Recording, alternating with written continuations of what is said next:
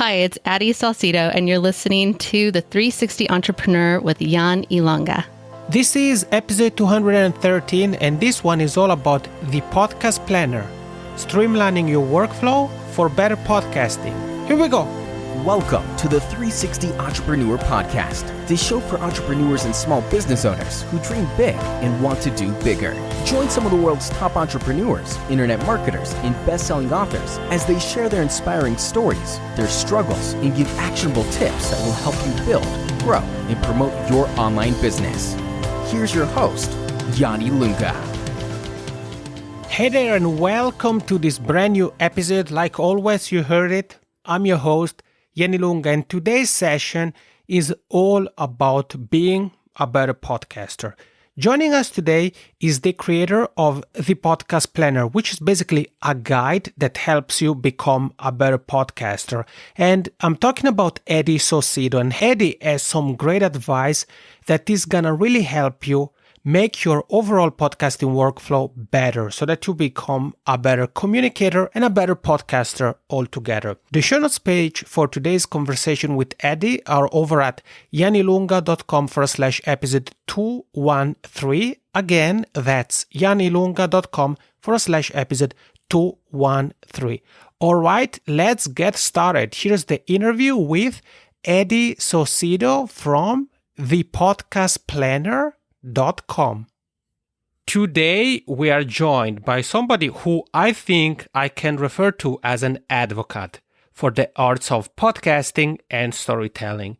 She's the author and creator of The Podcast Planner, a resource that helps podcasters and content creators stay organized, and not only that, but really create content that is better and that has a bigger impact.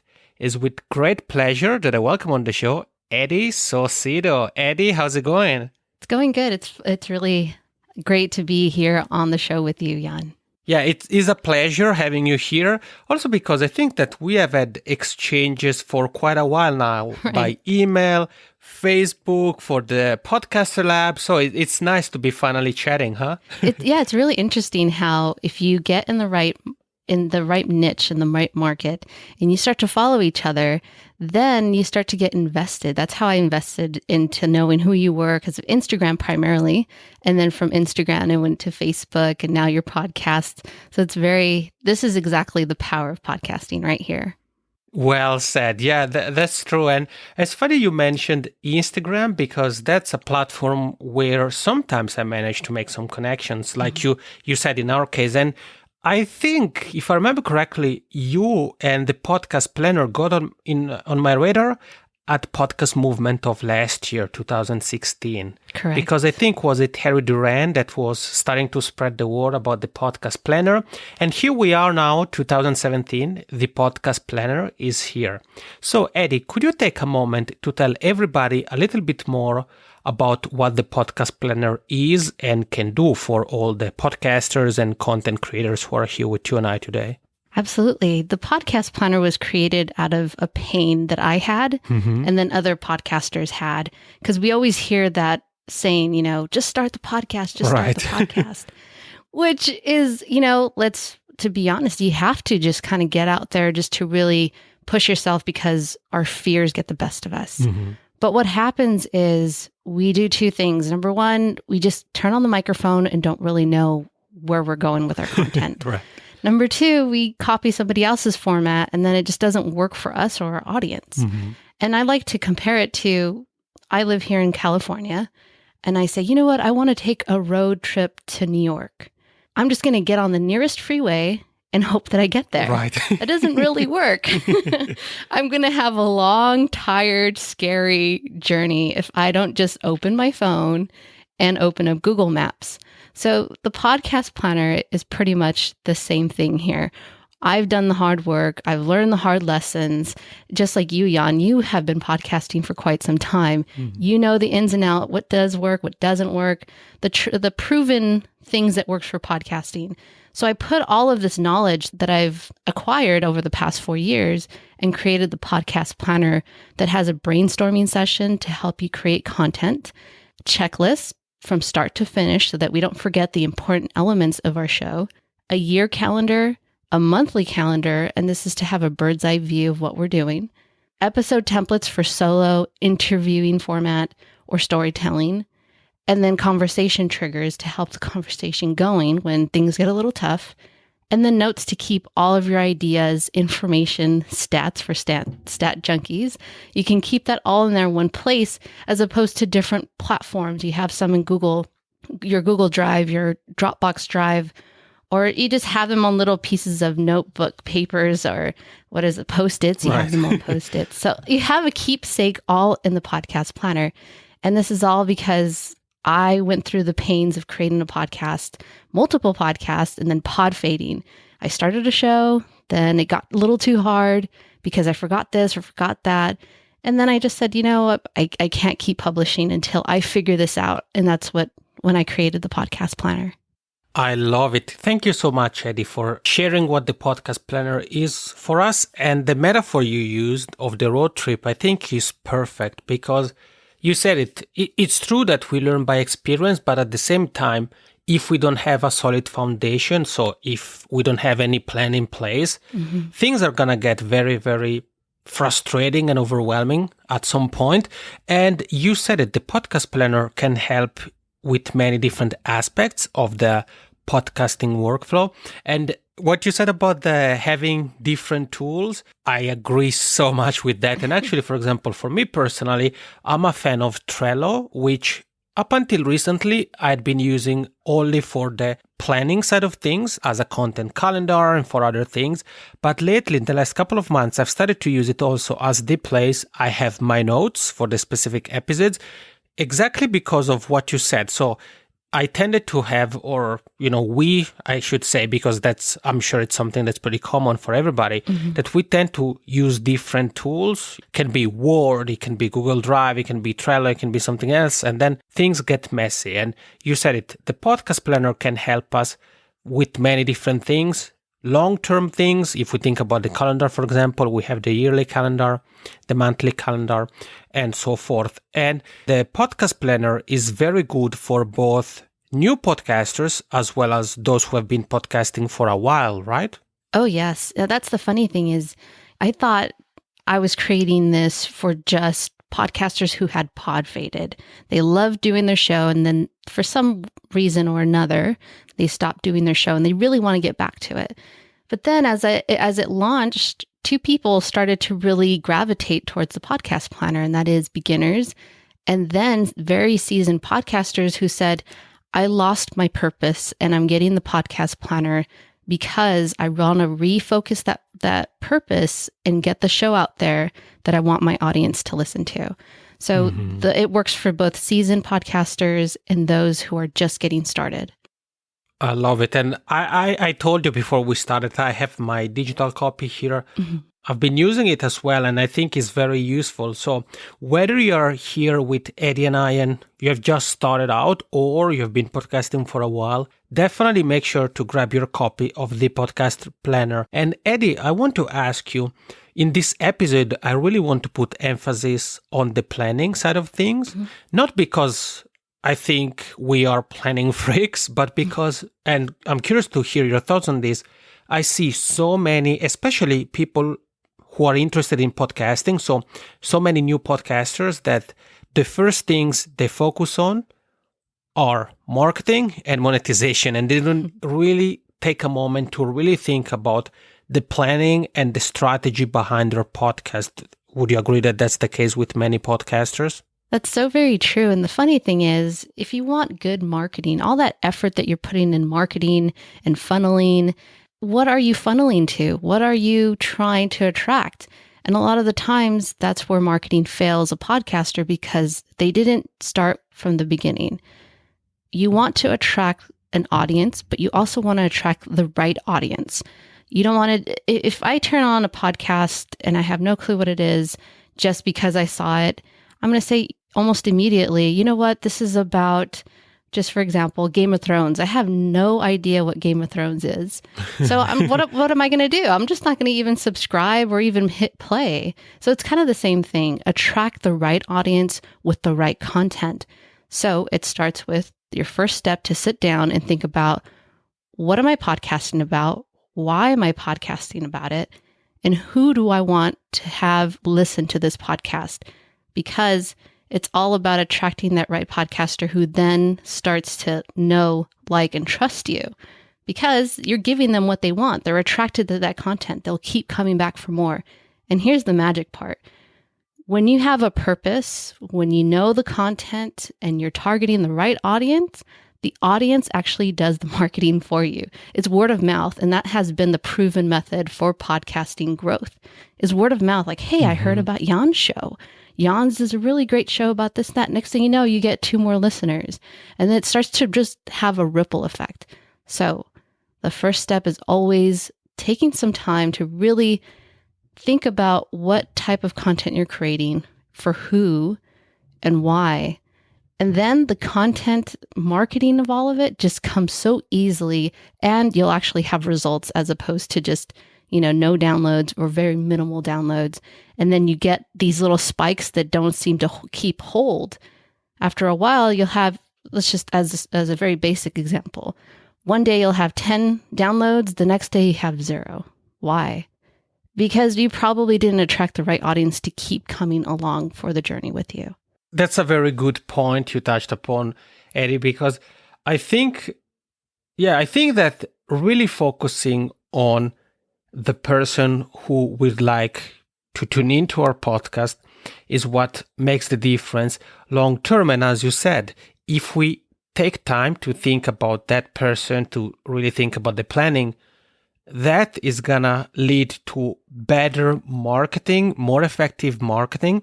And even if we think about podcast monetization, because whether we want to monetize at some point through sponsors, or maybe we have a product or service that we sell or something like that, we gotta know what our ideal listener is interested in or not, or is eager for, and so forth. So it's going to be easier for us whenever we come at an intersection to know which way to go, whether it's with the marketing that we're wondering, okay, should I market on Twitter? Should I market here? Should I market there?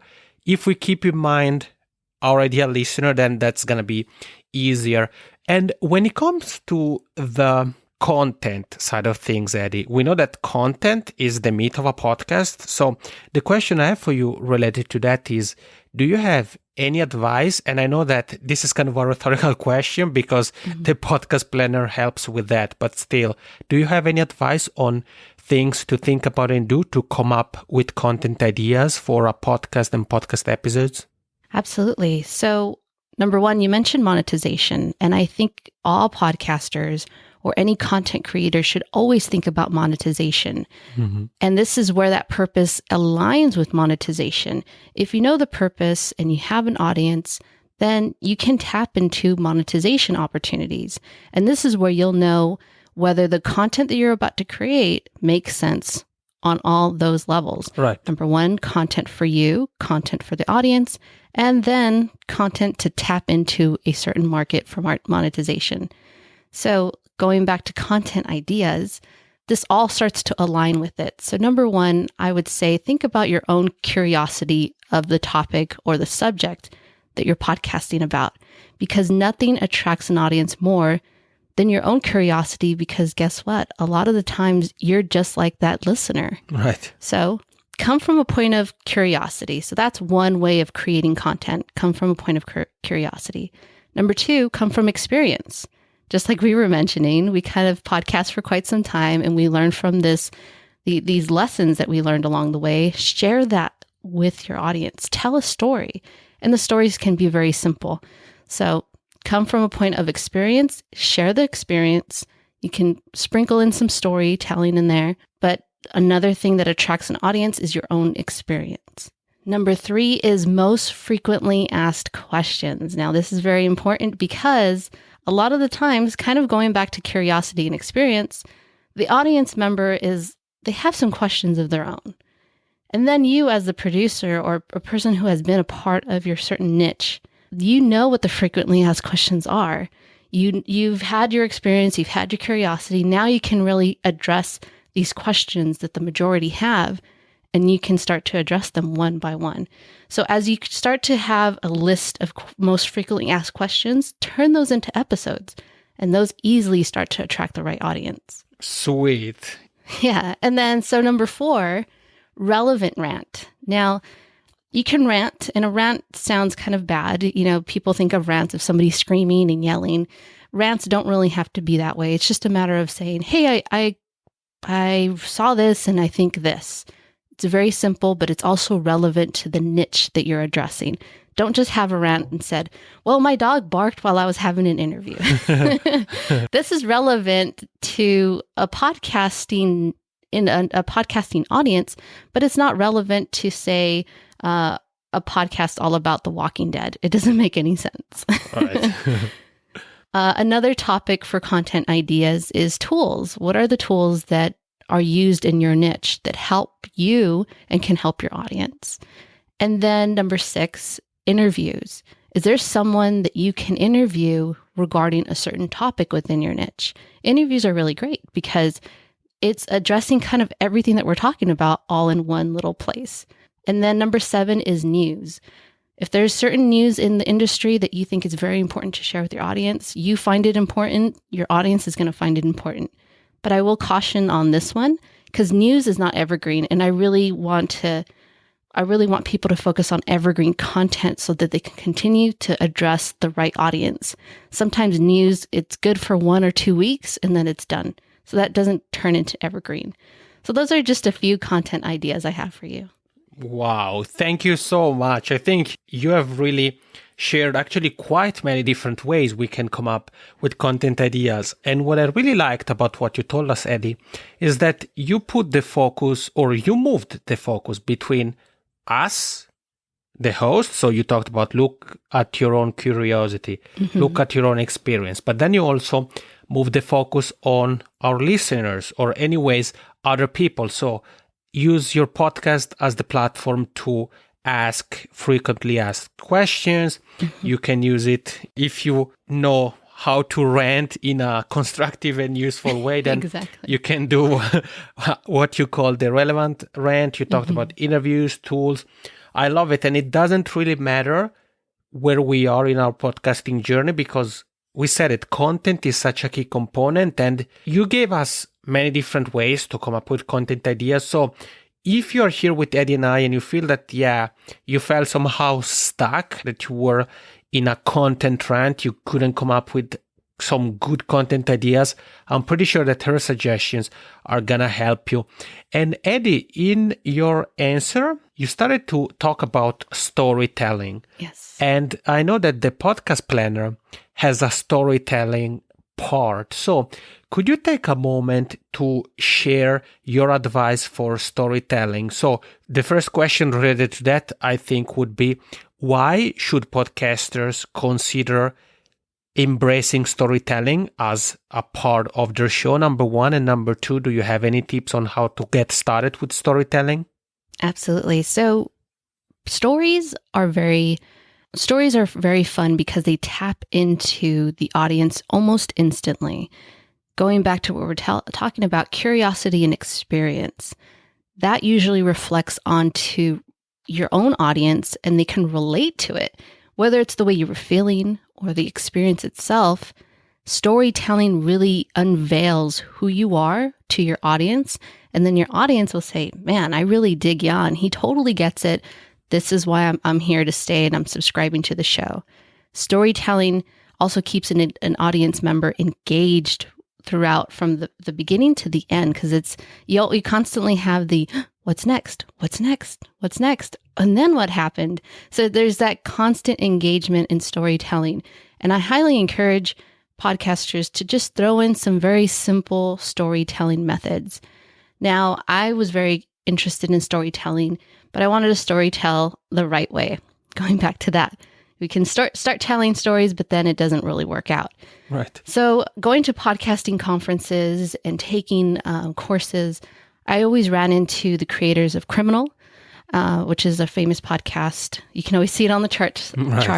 And then I talked to Sarah Koenig and her team of Serial and Alex Bloomberg. So every time I met these top storytellers of our industry, I said, how do I get started with podcast storytelling?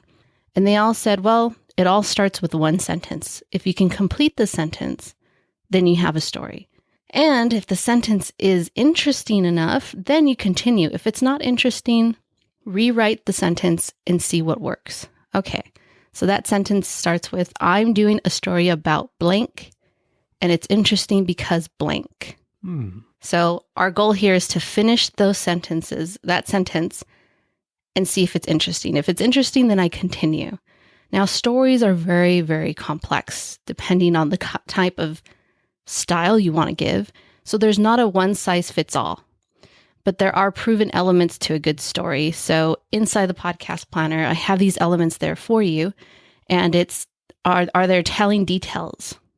Are there a sequence of events? The events of the story aren't just scattered all over the place. No, there's a sequence to it.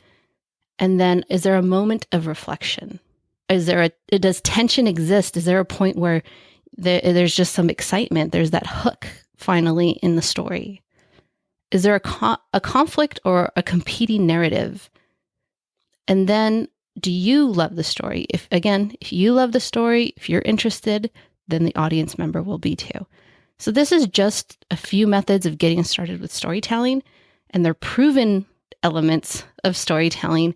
And I gathered all of this information from our top podcasting leaders in storytelling, which is Serial, Criminal. They know how to do stories. So I said, okay, I'm going to go to them, get this information, and then I just put that into the podcast planner. Boom. Storytelling tips from the top. And you heard it, as Addy said, those secrets, those pieces of advice that she has gotten from the top storytelling podcasters are inside the podcast planner. So it's not only about planning your content, it's not only about, you getting started, but it's also about you becoming a good storyteller and then an excellent storyteller. So if you have never used stories, perhaps you have a podcast, you have never used stories, today is the day to really start thinking about them and really follow Addy's advice. And as I said, there's more in the podcast planner. And Addy, when it comes to the organization, when it comes to the planning, the overall life of a podcast, obviously each podcast is different in terms of the format, in terms of the content, the storytelling style one may use or may not use, as well as the publishing frequency. And the podcast planner helps with that too. So we touched upon the yearly calendar, the monthly calendar. So I have a question for you related to the calendar and time side of things. Do you have any advice on how to go about creating one's content calendar? So first and foremost, should podcasters, again, this is another rhetorical question, should podcasters use a calendar? And if so, how should they go about it? I think every podcaster should have a calendar. Right. And it's funny, calendars I think it's the most underestimated tool when it comes to creating content and podcasting. Calendars give us a roadmap, going back to that story or my analogy of traveling from LA to New York. It gives you a roadmap of where you are going with your content. So if you have a sense of direction, your audience will be attracted to that sense of direction, and they'll start to know, like, and trust you. So calendars, we all have them. Whether you have Google, whether you just type in, I can type in right now into Google and type in calendar, just print that out. I'll be honest, you don't need the podcast planner just to get a calendar. So just print one, a very simple one, then have an overview of the year with all the months in it. And this helps you to think about, okay, what content opportunities do I have? Aside from the ones that I gave you previously, now you can think of what holidays are coming up that relates to my niche. What events are coming up that relate to my niche? So for us, it's podcast movement, right? So when does podcast movement come up? Oh, I can start talking about podcasting events around the month of August. Right. Or the month of January for PodFest. So you start to think in different ways like that and different content ideas when you have a bird's eye view of the year and then a bird's eye view of the month. The month calendar just kind of starts to really narrow down. Okay, I have the whole month of April to create content. What am I creating? You probably already mapped that out in the year calendar. Now in April, you have very clearly when you record, when you edit, and when you publish. This is so helpful, and it sounds so basic, yet it does so many wonders when it comes to getting this all of this information out of your head and on into paper. And it's a whole different experience when you look at it in front of you. It just guides you. You know what you're doing. You suddenly don't have to second guess or think about things just off the bat. It's all there in front of you on calendars. So I highly recommend that you start using a calendar, whether it's paper, whether it's on Trello or Google. Just start using a calendar. Well, you heard what Addy just said. I mean, if you aren't using a calendar, you're actually missing out on opportunities to create content that has more impact, that is more meaningful. And having a calendar, as she said, also gives you the opportunity to come up with more content ideas. Not only what we talked about previously, but also time-sensitive events, holidays, and things like that. And Addy said it doesn't really matter how you go about having your calendar, whether you use pen and paper, you use Google Calendar, you use Trello, or you use the podcast planner. Just make sure that you have a calendar. And Addy, I know that the site for the podcast planner is thepodcastplanner.com. I know you're on Twitter as well at Podcast Planner.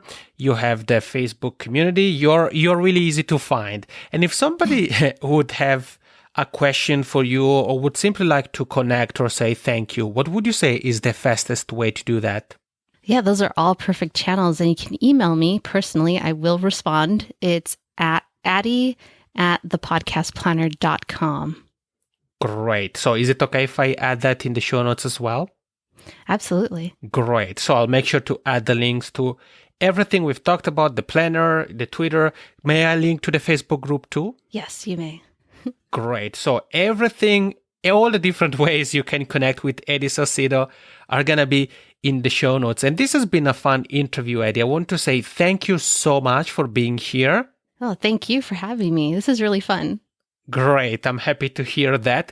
And before we say goodbye, do you have any final tip, any final words of wisdom for everybody here?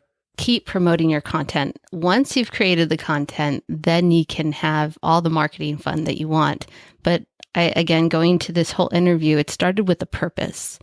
Start with a purpose, record your podcast episodes, and keep promoting that episode. A lot of the times people publish and think that it's done. They're done producing that content.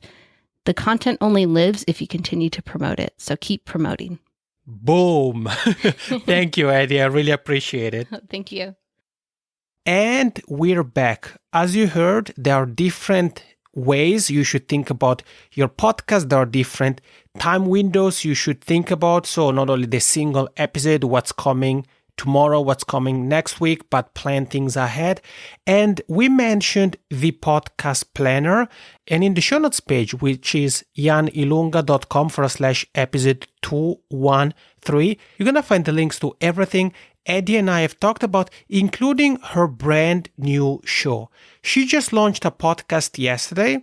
And if you enjoyed the conversation we had, if perhaps you have read the podcast planner, you're using it, or after listening to Addy and I, the podcast planner sounds like something you want to get your hands on, then you also have to make sure to check out her brand new podcast. Again, the link to that as well as everything else we've covered today in the show notes page over at janilunga.com/episode 213. This is it for today. Next week, first episode of June, we're gonna look at some things you can do to amplify the reach of your content. So if you're a content creator, that's an episode you don't want to miss out on.